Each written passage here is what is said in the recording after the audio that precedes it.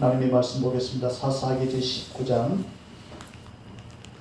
22절에서 30절 말씀까지 봅니다. 사사기 제19장 22절에서 30절 말씀입니다.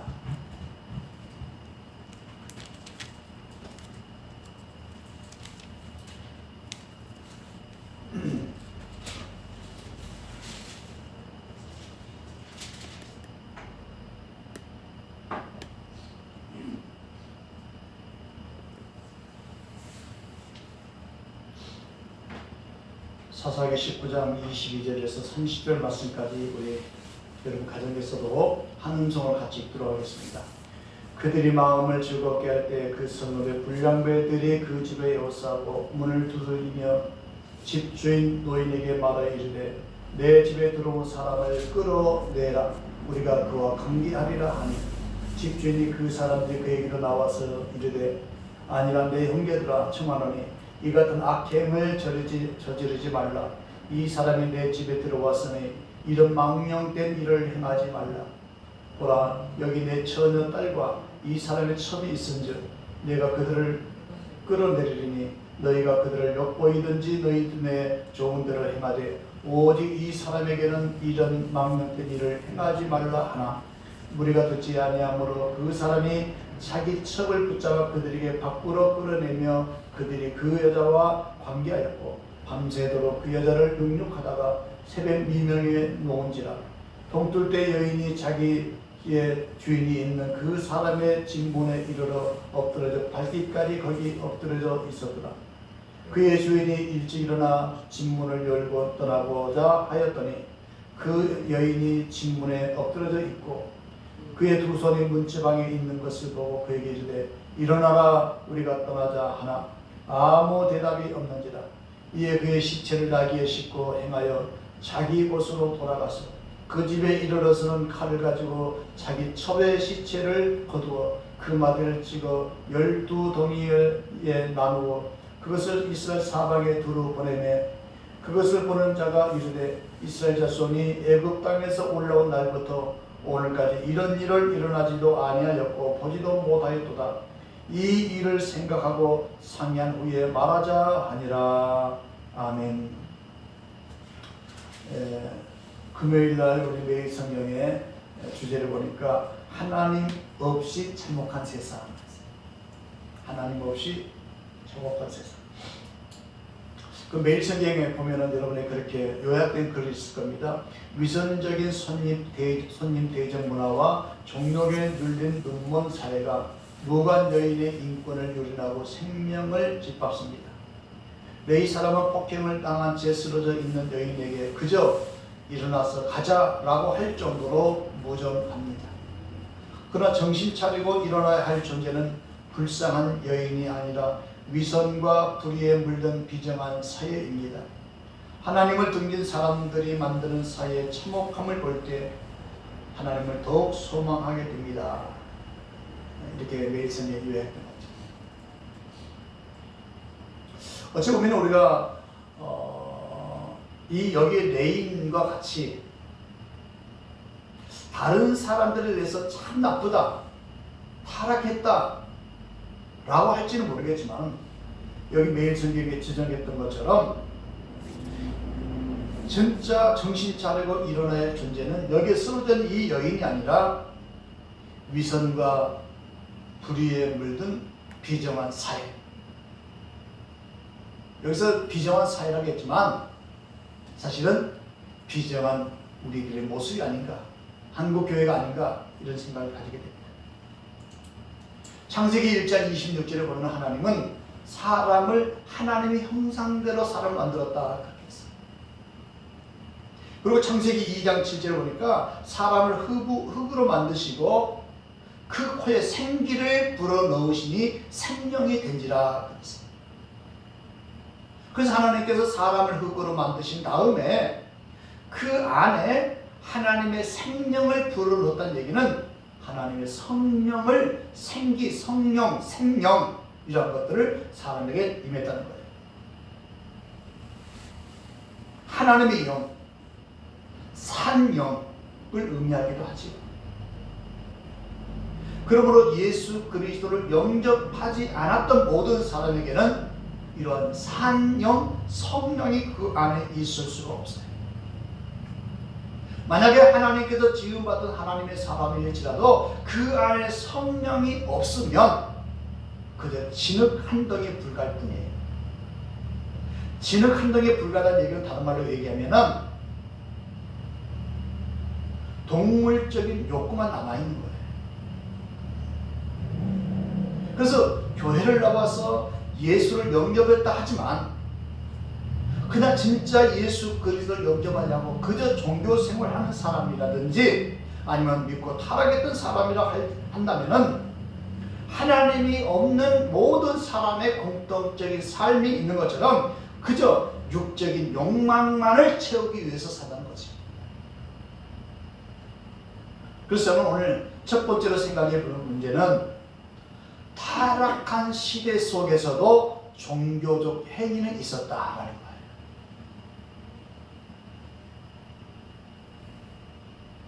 그러니까 아무리 세상은 타락해서도 외형적인 종교적인 생활을 했다는 거예요. 오늘 이 레인, 타락한 이 레인의 모습 보세요. 사사기 19장 18절에 가서 보니까 늙은 노인이 그 종에게 물어요. 어디로 갑니까?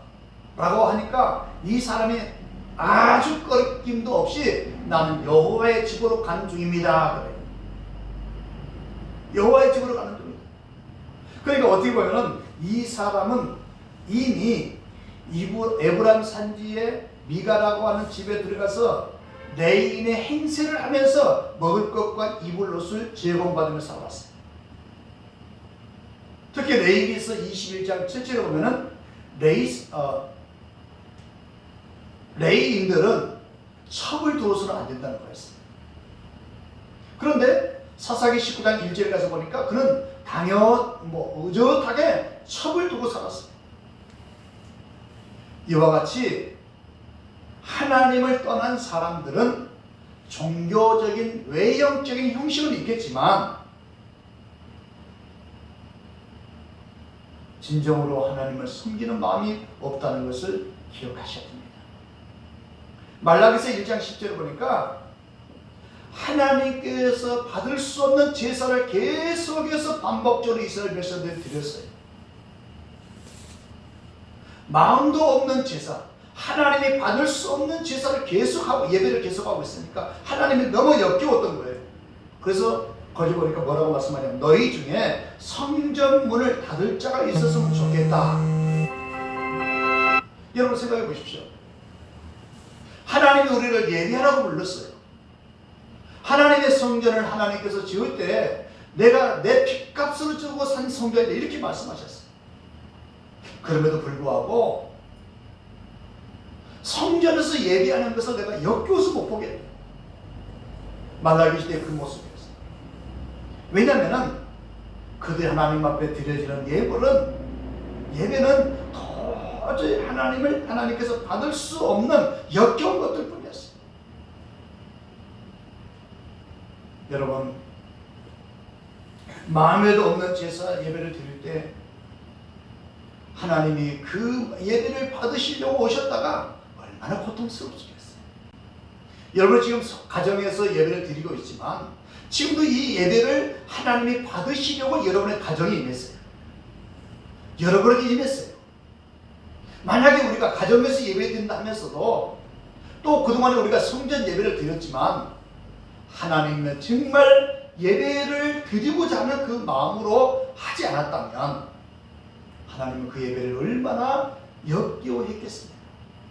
우리의 기도도 마찬가지예요. 우리가 드린 하나님 앞에 헌금도 마찬가지예요. 우리가 하나님 앞에 봉사하는 것도 마찬가지.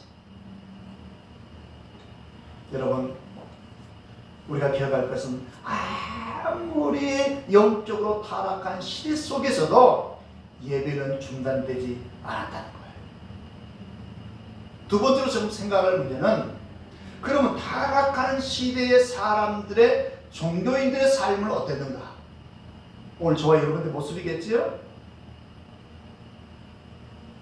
그런 시대 사람들 보니까 자기 안위를 위해서 타인들을 희생시켜요. 사사기 19장 22절에서 25절 보세요. 그들이 마음을 즐겁게 할 때 그 성읍의 불량배들이 그 집을 에워싸고 문을 두들기며 그 집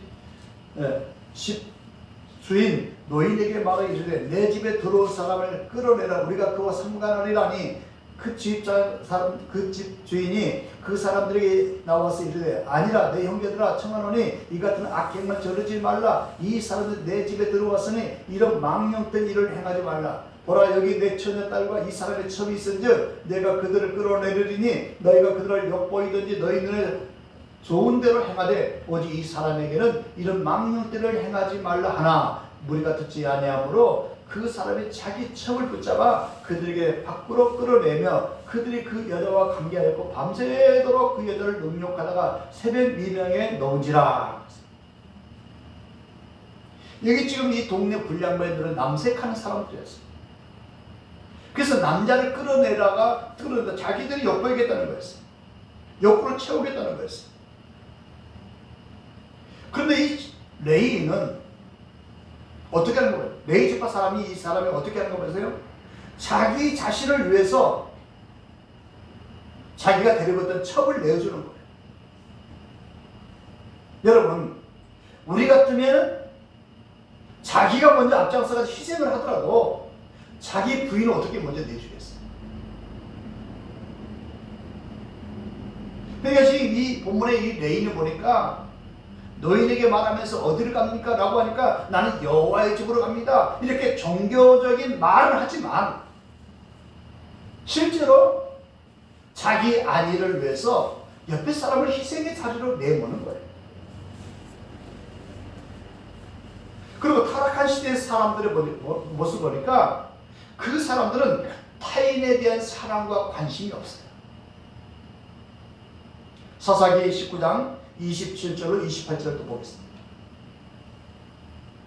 27절과 28절, 27절. 그의 주인이 일찍 일어나 집 문을 열고 떠나고자 하였더니 그 여인이 집 문에 엎드러져 있고 그의 두 손이 문지방에 있는 것을 보고 그에게 이르되 일어나라 우리가 떠나가자 하나 아무 대답도 없는지라. 이에 그의 시체를 싣고 나귀에 싣고 행하여 자기 곳으로 돌아가서. 여러분 생각해 보세요. 지금 밤새도록 그 불량배들에게 능욕을 당했던 이 첩은 죽었어요. 쓰러져 죽었어요. 근데 이 레인이 한다는 소리가 뭐라고 하냐? 일어나 갑시다. 여러분, 사람이 죽어 있으면 애도의 시간도 좀 가져야 되지 않겠어요? 슬픔의 시간도 좀 가져야 되지 않겠어요? 그런 애도의 시간을 오늘 레이를 보니까 전혀 없어요. 조금 전에 말씀드렸던 것처럼 이 사람 뭐였죠? 종교적인 영혼을 잘 썼어요. 나는 여호와의 집으로 갑니다. 나는 하나님의 사람입니다. 나는 목사입니다. 나는 장로입니다. 나는 권사입니다. 나는 교회 다니는 사람입니다. 말은 이렇게 잘하지만 타인에 대한 애정과 사랑이 전혀 없어요. 오늘 본문에 레인이 지금 그렇고 있지 않습니까? 아무리 첩이라도 자기가 데리고 살았던 여자예요. 여러분 기억하셔야 됩니다. 하나님을 떠나고 타락한 종교인들은 말은 종교적인 언어를 사용하지만 이웃에 대한 배려나 사랑이 없다는 것을 기억하셔야 됩니다. 이웃의 탄식이나 어려움을 보면서도 마음의 동요가 없어요. 국민의 마음이 없어요. 그래서 야고보서 2장 16절에서는 이렇게 말씀합니다. 너희 중에 누구든지 그에게 이르되 평안히 가라 덥게 하라 배부르게 하라 하며 그 몸에 쓸 것을 주지 아니하면 무슨 유익이 있으리요? 지금 추위에 떨고 있어요. 지금 배고파서 지금 굶주리고 헐떡거리고 있어요. 목말라가고 있어요. 그런데 그들에게 필요한 것을 하나도 주지 않으면서 평안히 가라, 시원케 해라, 배부르게 하라 말만 한다는 거예요. 그래서 야고보 사도는 말합니다. 행함이 없는 믿음은 죽은 믿음이다. 바로 지금 본문에 레인 이 사람들처럼 종교적인 용어와 그런 습관적인 그런 것을 하고 있지만 쓰러져 죽어있는 그 사람에 대한 애정이나 슬픔이나 관심이 없다는 거예요. 말로만 한다는 거지요. 디모데후서 3장 1절을 보니까 말세에 고통하는 때가 이르르니 그랬어요. 그러니까 말세의 사람들이 어떻게 바뀌느냐? 제가 여러 번 말씀드립니다만 말세는 악한 영들이 한 사람이라도 넘어뜨리기 위해서 발악하는 시대예요. 그래서 조금만 틈을 보이면 그 사람을 잡아서 믿음에서 떠나게 만들고 그냥 하나님을 멀리하게 만들고 타락하게 만드는 거예요. 이 말씀의 맨 첫 번째로 여기서 지적하는 것이 뭐냐? 사람들이 자기를 사랑한다. 자기를 사랑한다는 얘기가 뭐예요? 이기적이 된다는 거예요. 오늘 본문의 레인과 같이 옆에 사람이 죽어있는데도 불구하고 슬픔이라든지 마음에 감동이 없어요. 애절함이 없어요. 긍휼의 마음이 없어요. 그래서 예수님께서 그렇게 말씀하셨잖아요. 이 시대를 무엇으로 비유할꼬? 라고 했을 때 복음서에 보면은 피리를 불어도 춤을 추지 않고 곡을 해도 울지도 않는다 그랬어요. 그 말은 무슨 말일까요? 그 정도로 사람들의 마음이 굳어져 있다는 거예요. 그러니까 이 마지막 시대는 이 레이처럼 타인에 대한 감정과 타인에 대한 아픔과 타인에 대한 그러한 것들, 고통스러운 것들 전혀 관심이 없다는 거예요. 그다음 두 번째로 마지막 말세의 특징을 보니까 사람들이 돈을 사랑한대요. 그러니까 누구든지 항상 돈을 우선시한다는 거예요. 여러분, 우리는 하나님을 우선시해야 되고 하나님의 말씀을 우선시해야 되고 하나님이 나에게 맡겨진 사명을 우선시해야 되는 사람들이에요. 그래서 성경이 그러지 않습니까? 너희는 먼저 그의 나라와 그의 의를 구하라. 그리하면 이 모든 것을 내가 너에게 도와주리라. 하나님께서 우리 믿음의 사람들에게 축복의 원리를 말씀하셨어요. 삶의 원리를 말씀하셨어요. 그게 뭐냐? 하나님을 먼저 생각하고 하나님의 뜻을 먼저 생각하고 하나님의 영광을 먼저 생각하면, 그렇게 생각하고 살면 하나님께서 이 세상에 우리들이 가지고 싶어하는 모든 복을 주겠다는 거예요. 그런데 그 말씀을 우리는 머리는 알아요. 근데 우리의 마음속은, 여러분의 마음속은 어떤가요? 말라기 디모데후서 3장 1절에서 2절에서 얘기한 것처럼 우리는 먼저 돈을 우선시하지 않나요? 옛날에 어떤 붕강사 그런 얘기를 했어요. 붕에 가면서 여러분 정말 주를 위해서 여러분 생명을 바치겠습니까? 그러니까 다들 아멘. 또 우리 복음서에 보면은 그런 거 있잖아요. 불 속에라도 들어가서, 불 속에라 들어가서. 그동안 많이 불렀잖아요. 근데 얼마 전부터 제가 그 찬양을 전혀 안 부르고 있어요. 왜 그런지 아세요? 입술로는 불 속에라도 들어가서 내가 죽을지언정 하나님이 영광을 주겠다는 찬양인데, 분간사교 목사님 뭐라고 얘기했냐면, 그래 생명을 바치라고 하니까 다 아멘 했는데, 그럼 생명 바치지 말고 헌금을 조금 더 해라. 네가 가지고 있는 재산의 10분의 1만 좀 들으라. 이게 뭐라고 하는지 아세요? 생명은 바치겠는데 내가 가지고 있는 재산의 10분의 1을 못 드리겠는데요? 그럼 뭐예요? 그래서 제가 불속에라도 들어가서, 불속에 들어가서 그 찬양을 못했던 이유가 저 자신부터 그런 마음이 없더라 그 말이에요. 순간적으로 그렇게 그냥 은혜 받을 하겠는데 금방 조금 있으니까 그냥 내가 먼저 앞장서는 거예요. 내가 먼저 우선시 되는 거예요. 여러분, 하나님은 사랑이라고 그랬어요. 여러분 사랑이 뭔지 아세요?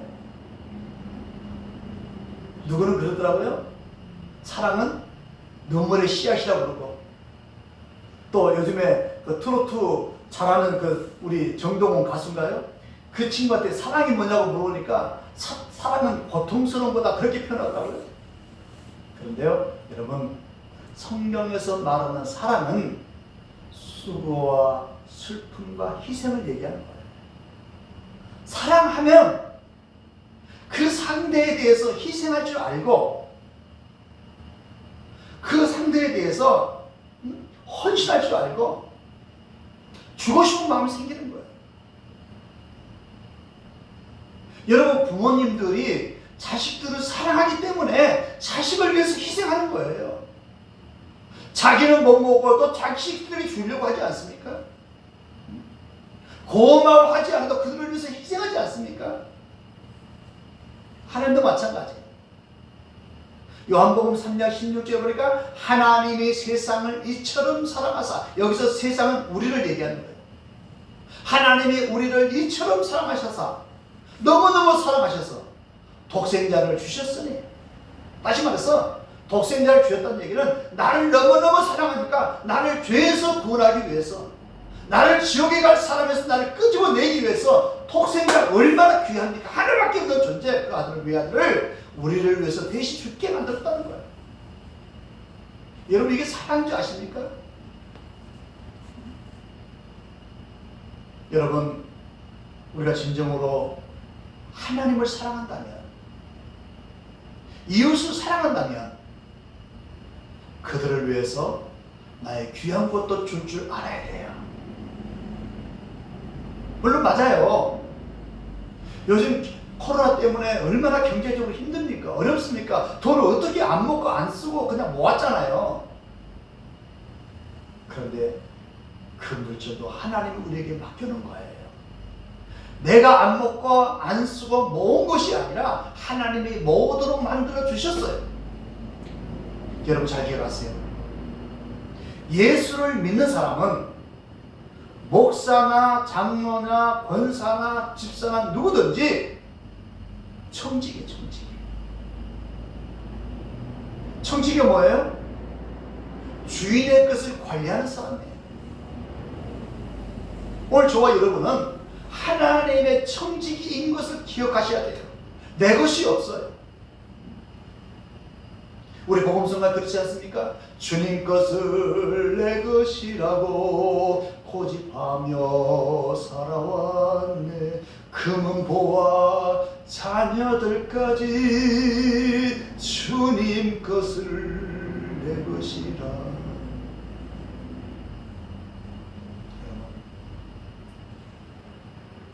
하나님의 선한 일 하라고 우리에게 맡겨놨는데, 하나님이 우리에게 선한 일 하라고 건강을 주셨고 재능도 주셨고 물질도 주셨고 환경을 주셨는데, 내 것이라고 우기고 있었을 때, 하나님을 갖다 저 사람한테 쓰라고 했을 때, 쓰지 않고 있었을 때, 우리에게 맡겨놓은 하나님의 입장은 어떻겠어요? 입장을 바꿔놓고 생각해 보세요. 여러분 누구에게 여러분의 재산을 맡겨놨어요. 근데 조금 시간이 지나고 나니까 그 사람 다 자기 거라고 해요.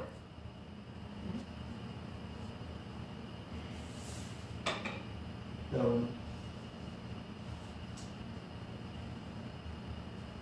그런 사람에 대해서 마음이 기가 막히게 생각이 들지 않겠습니까? 누가복음 12장 42절에서 44절 말씀까지 보면은 하나님은 우리에게 모든 걸 맡겨놨습니다.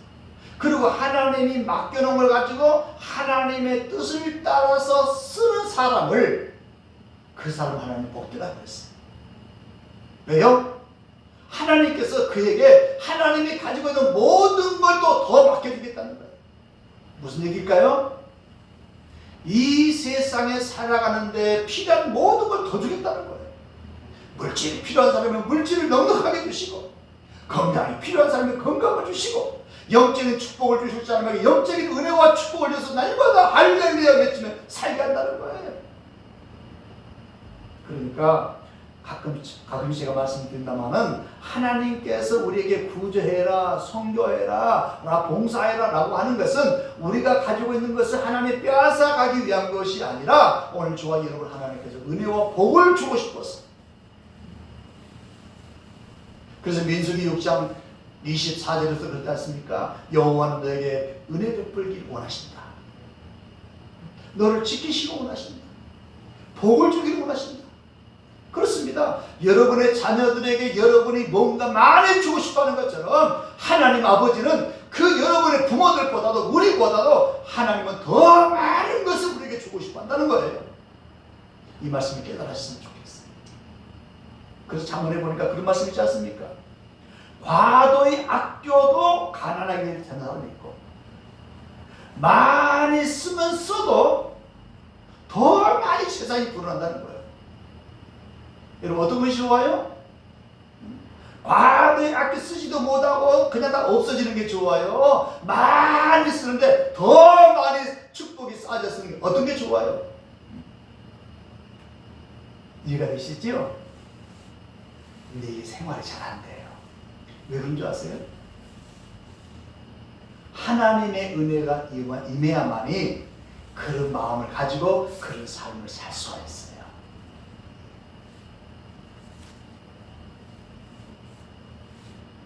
여러분, 하나님의 선한 일에 이제는 주저하지 마세요. 교회에 있을 때 즐겁게 사용되어지기를 주의 이름으로 축원합니다. 인색하거나 억지로 하지 마세요.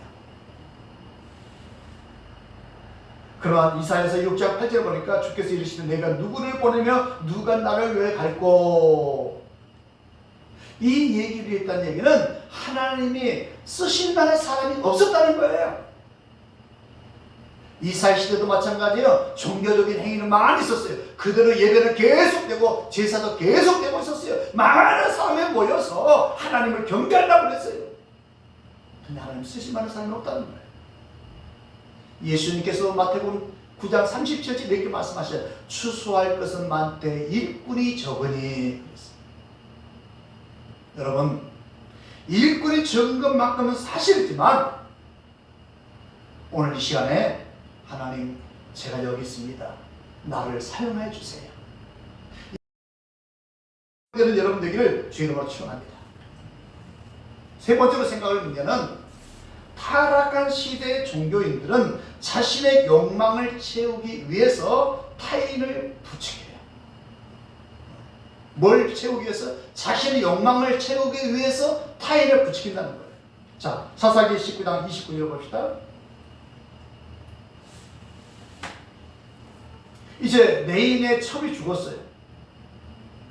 29장. 그 집에 이르러서는 칼을 가지고 자기 첩의 시체를 거두어 그 마디를 찍어 12동에 나누고 그것을 이스라엘 사방에 두루 보내네. 지금 복수하고자, 아니 죽어있는 사람을 12덩이로 그냥 잘라가지고 보낸 거예요. 그러면서 이스라엘 전체에 많은 사람이 모여가지고 베냐민 지파에 속해서 그 기부하 사람들, 그 나쁜 사람들을 보복하려고 다른 사람 선동하고 있는 거예요. 20장에 가서 보면 20장 1절에서 3절까지 보니까 그 악한 일에 베냐민에 들어있는 그 사람들 미스바에 올라가서 이런 사람들을 전부 다 우리가 칼로 죽이자 하면서 40만 명이 모였어요. 40만 명이 모였는데 그 다음에 4절 7절 가서 보니까 그 사람이 전쟁에 나갔어요. 나갔는데 첫 번째 나가가지고 2만 2천 명이 죽어요. 사사기 20장 21절에 나와 있어요. 2만 20명 2천 명이 죽어요. 그 다음에 사사기 20장 25절 보니까 18,000명이 전쟁에 또 죽어요. 그런데 여기서 잠깐 생각해봐요. 이 전쟁에 계속해서 40만 명이 모여가지고 그 베냐민 속 그 작은 무리를 치러 들어가서 싸우러 죽이러 갔는데 이 전쟁에서 두 번이나 많은 사람이 희생이 돼요. 그럼 여기서 잠깐 생각해봐요. 이렇게 계속된 실패 속에서 그럼 어떻게 하면 성공할 수 있는가? 이걸 어떻게 보면은 여러분의 삶 속에서 지금까지 이거 해도 안 됐어요. 저거 해도 안 됐어요. 계속해서 실패를 경험했다면 그러면 어떻게 하면은 잘 될 수 있는지 그 원리를 지금 말씀드립니다. 이게 오늘 핵심이에요. 자, 그런데 사사기 20장 18절에 첫 번째 그들이 실패한 이유 중에 하나가 뭐냐면은 베델에 올라가기를 올라갔어요. 그런데 그들은 먼저 첫 번째도 두 번째도 마찬가지고 먼저 40만 명이라고 하는 숫자를 먼저 의식했어요. 40만 명이 이 정도면 되겠지 라고 먼저 자기들 계산을 하고 난 다음에 하나님께 기도해요. 여러분, 이게 틀린 거예요. 자기 머릿속으로 계산을 하기 전에 하나님 앞에 먼저 하나님이 이걸 도와줘야 됩니다 라고 하나님을 의지하는 기도가 있어야 될 것인데 그 기도를 하지 않고 머릿속으로 자기 계산 먼저 한 거예요. 이 정도면 되겠지 라고 하면서 하나님 도와주세요 라고 기도했던 거예요. 이게 실패 원인이었어요. 그럼 계속해서 두 번 실패하고 세 번째 그들이 성공했는데 그 성공의 비결이 뭐냐? 20장 26절 보세요. 사사기서 20장 26절. 이에 온 이스라엘 자손 모든 백성이 올라가 베델에 이르러 울며 거기서 여호와 앞에 앉아서 그 날이 저물도록 금식하고 번제하고 화목제를 여호와 앞에 드리고 27절 이스라엘 자손이 여호와께 물으니라. 그때는 하나님의 언약궤가 거기 있었고, 자, 그 전에 이스라엘 백성들이 언약궤 앞에서 하나님께 기도하지 않았어요. 그냥 자기들이 있는 자리에서 기도했어요. 두 번 실패를 경험하고 난 다음에 이들은 하나님께 먼저 예배를 드리고 먼저 제사를 드리고 하나님께 먼저 물어와요. 근데 어디서? 언약궤 앞에서. 처음과 다른 게 뭐예요? 처음에는 자기들이 40만 명이라는 것을 생각했어요. 이 정도 가지면 되겠다. 자기들 생각했던 거예요. 이게 실패 원인이었고, 마지막 세 번째 그들이 성공할 수 있었던 중요한 원리 중에 하나가 뭐냐? 자기 계산을 먼저 하지 않고 자기의 환경과 배경을 먼저 자기가 가지고 있는 걸 먼저 계산하지 않고 먼저 하나님 앞에 먼저 기도했다. 하나님, 이 전쟁의 승패는 하나님께 있습니다. 그러면서 하나님께 기도했는데 어디서 기도했다고요? 언약궤 앞에서 기도했다는 거예요. 여러분, 바로 이겁니다. 여러분의 집에서 하나님께 기도할 수 있어요. 그런데 하나님의 성전에 나와서 예배하면서 금식하면서 하나님의 성전에서 기도한다는 것이 얼마나 중요한지 몰라요. 여기서 잠깐 또 멈춰야 돼요. 그러면 성전에 와서 기도만 하면 무조건 되겠구나, 이 생각 아니다는 거죠. 뭐였어요? 두 번째 실패했을 때는 이분들이 자기 생각을 먼저 해놓고 기도했어요. 세 번째는 뭐였어요? 하나님이 해주셔야 한다는 거예요. 하나님께 먼저 예배드리고, 이것이 먼저 선행될 때에 하나님의 성전에서 기도하는 기도가 하나님께 연락된다는 사실을 여러분 기억하시기 바랍니다. 지금 코로나 확산으로 해서 성전 예배가 다시 중단되고 있어요.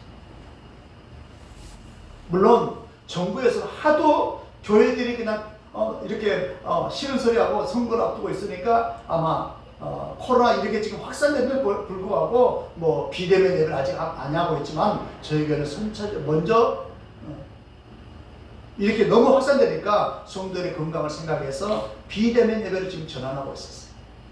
자, 그럼 여러분 가만히 생각해 보세요. 맨 첫 번째 코로나가 확산될 때가 어디에 개점했어요? 대구에 있는 신천지였어요. 물론 그들은 이단이었어요. 지금 요번에 오미크론이라고 하는 변종된 바이러스가 한국에 최초로 와서 지금 전파되기 시작했어요. 어디서부터 그랬어요? 인천에 있는 한 교회에서부터 출발했어요. 저는 가만히 생각해 봤어요. 물론 다른 여행객들도 있고 다른 사람도 많이 있겠지만 왜 처음에는 신천지에서 출발했다가 이 두 번째 오미크론이라고 하는 이 바이러스를 왜 교회에서부터 출발했을까? 저는 개인적으로 생각했을 때 코로나가 생겼을 때 한국 교회가 예배가 중단됐을 때 하나님 우리의 죄 때문에 이렇습니다.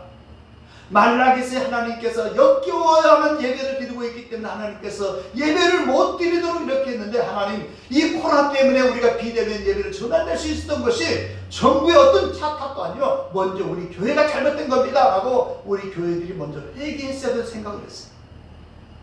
그걸 안 하니까 그것도 깨닫지 못하니까 하나님께서 다시 거기 1차 때 신천지는 2단이었지만 지금에는 2단이 아닌 기성교회에서부터 오미크론이 이게 지금 다시 여기서부터 출발하고 있다는 거예요. 저는 어떤 그런 교회를 개인적인 교회를 원망하자는 얘기가 아니라 제가 가끔씩 말씀드리죠. 하나님은 우리나라를 축복해 줄 때 대통령 하나님의 사람들을 보면서 축복해 주시고 하나님의 사람들을 보면서 하나님 징계도 내리시는 거예요. 그래서 저는 저부터서 우리 교인들 붙어서 우리 성도들 붙어서 나라가 지금 이렇게 경제적으로 어렵다 지금 코로나 때문에 이렇게 여러가지 바이러스 때문에 힘들고 어렵다 이것이 다른 사람의 탓이 아니라 우리의 죄인 것을 우리가 깨닫고 우리 먼저 스스로가 하나님 앞에 회개하고 다시 한번 우리의 신앙의 모습을 점검해 봤으면 참 좋겠어요. 왜냐하면 요한복음 21장에 보니까 예수님께서 베드로에게 너는 나를 따르라 하시면서 하신 말씀이 나를 따라오니까 베드로가 옆에 있는 항상 같이 붙어 다녔던 야고보와 요한을 보면서 예수님 그럼 얘네들 어떻게 해야 됩니까? 라고 물었어요. 그때 예수님께서 이런 말씀하셨어요. 저네들은 나를 따르든지 말든지 너는 상관하지 말고 너는 나를 따르라. 성도 여러분, 다른 교회가 다른 성도들이 어떻게 하든지 상관하지 말고 오늘 설교하는 저도 이 말씀을 듣는 여러분 한 사람 한 사람이 나부터서라도 회개할 거는 회개하고 하나님의 말씀을 쫓아가 살자.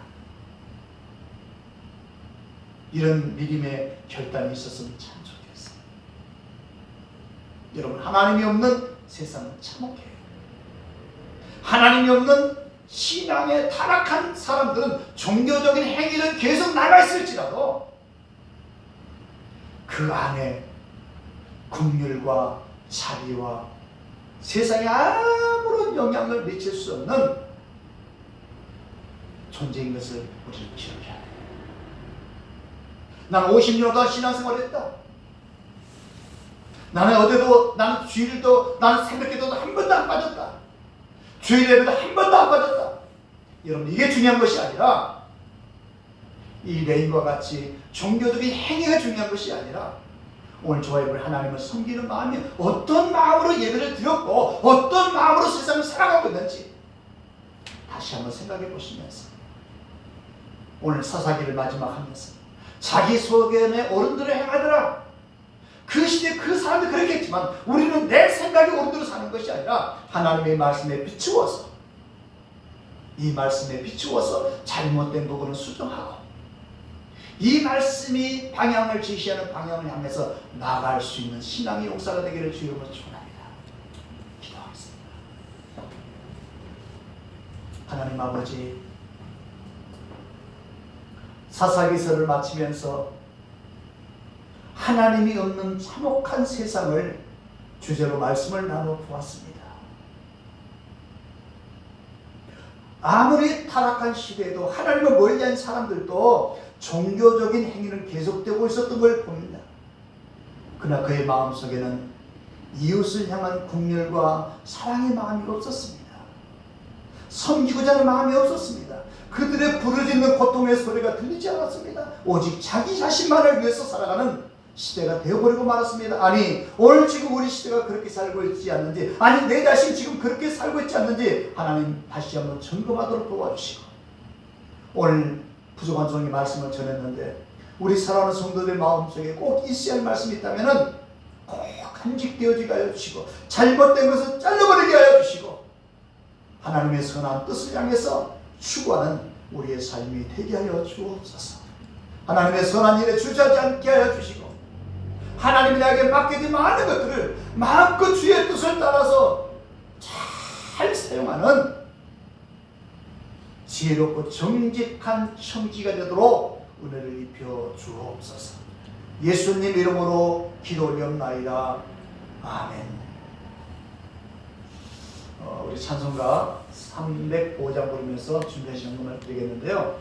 여러분 가정에서는 헌금을 여러분 성경책에 올려놓고 같이 찬양하라고 기도하겠습니다.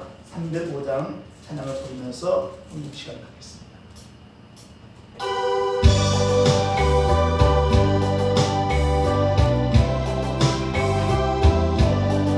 나같은 죄인 살리신 주원의 놀라워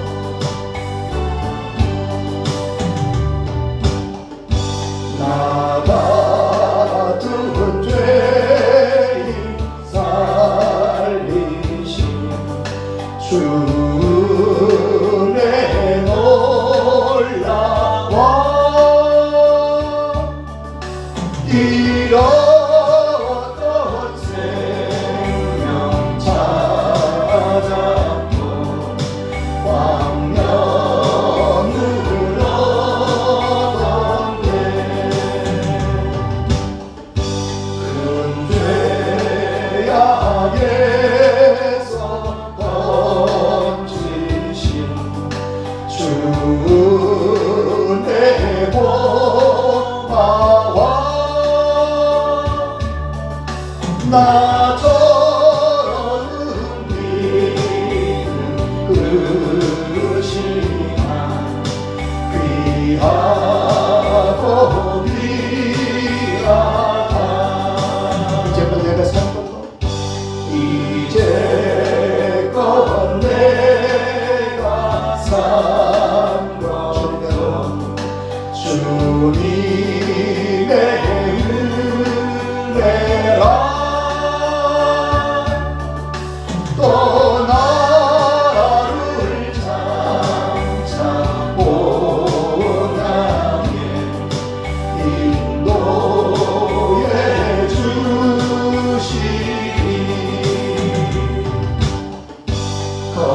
거기서 우리 영원히 주님의 은혜로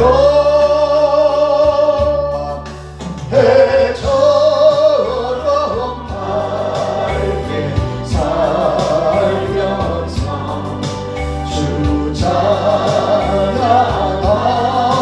아멘.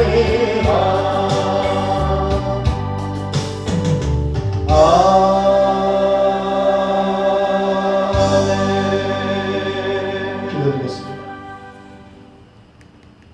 하나님 아버지,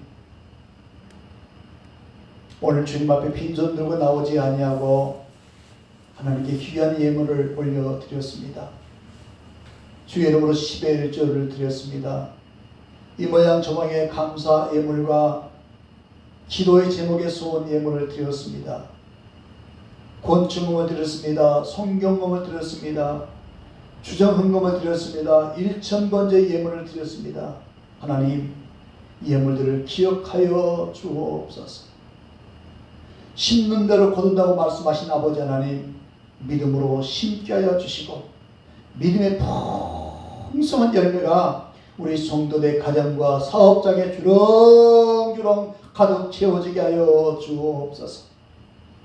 가정 한 가정도 어려움 당하지 않도록 도와주시고, 목자가 되신 우리의 목자들이 하나님의 인도하심을 따라서 푸른 풀밭에서 마음껏 뛰놀며 은혜와 축복 속에 살아가는 우리 모든 성도들 되게 하여 주옵소서. 비록 우리가 성전에 나와서 함께 예배하지는 못하지만은 하나님 성전에서 예배하는 것 이상으로 각 가정에서 예배하는 그곳에 성령 충만함을 주시옵소서. 은혜와 축복을 도와여 주시고 특별히 여러 가지 바이러스가 기승하고 있지만 성도의 건강을 지켜주시고 또한 아버지 방역 때문에 힘들어하는 모든 방역 당국과 의료진들 하나님 지치지 않도록 도와주시고 우리가 함께 저들을 섬기는 것은 도와주는 것은 우리 스스로가 방역에 동참하고 조심하는 것임을 다시 한번 깨닫사오니 하나님 우리 모두가 이 일에 적극 동참해서 함께 힘을 모아서 이 어려운 난간을 속히 이기고 나가시는 교회가 되게 하여 주옵소서. 귀한 예물이 사용되는 곳에 하나님의 영광이 있게 도와주시고 하나님의 뜻을 따라서 잘 사용되어지는 귀한 예물 되게 하여 주옵소서.